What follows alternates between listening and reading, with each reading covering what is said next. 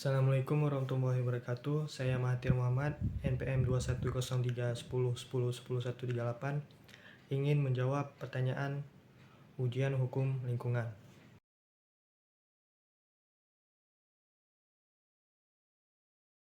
Class action menurut UU nomor 23 tahun 1997 tentang pengelolaan lingkungan hidup, yang dimaksud class action adalah hak kelompok kecil masyarakat untuk bertindak mewakili masyarakat dalam jumlah besar yang dirugikan atas dasar kesamaan permasalahan, fakta hukum, dan tuntutan yang ditimbulkan karena pencemaran dan atau perusakan lingkungan hidup.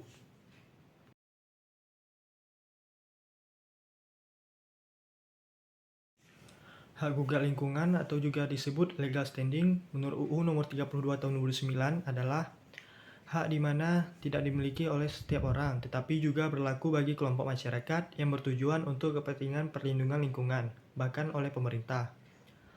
Disebutkan dalam pasal 92 ayat 1 UU PLH 2009, dalam rangka pelaksanaan tanggung jawab perlindungan dan pengelolaan lingkungan hidup, organisasi lingkungan hidup berhak mengajukan gugatan untuk kepentingan pelestarian fungsi lingkungan hidup.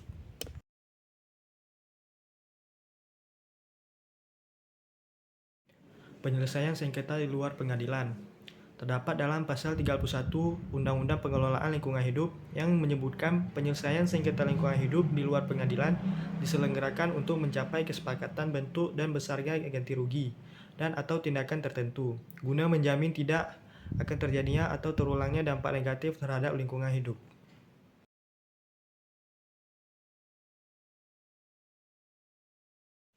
Strict liability merupakan konsep pertanggungjawaban perdata yang tidak mensyaratkan adanya kesalahan pada diri tergugat, tetapi telah menimbulkan kerugian pada diri penggugat. Prinsip tanggung jawab mutlak ini merupakan gagasan yang disampaikan dalam UU nomor 32 pasal 88 tahun 2009 tentang perlindungan dan pengelolaan lingkungan hidup. Setiap orang yang tindakannya, usahanya, dan atau kegiatannya menggunakan B3 yang menimbulkan ancaman serius terhadap lingkungan hidup harus bertanggung jawab mutlak atas kerugian yang terjadi tanpa perlu pembuktian atau unsur kesalahan.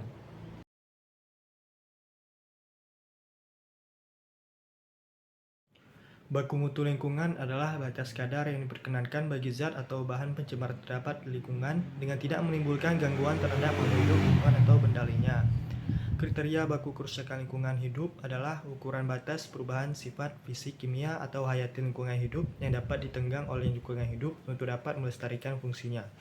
Hubungannya adalah sebagai media pencegahan agar lingkungan tetap lestari. Selain itu akan menjadi upaya alternatif untuk menjadi setiap pelanggaran yang melebihi bekas pengadilan untuk pengadilan lingkungan hidup.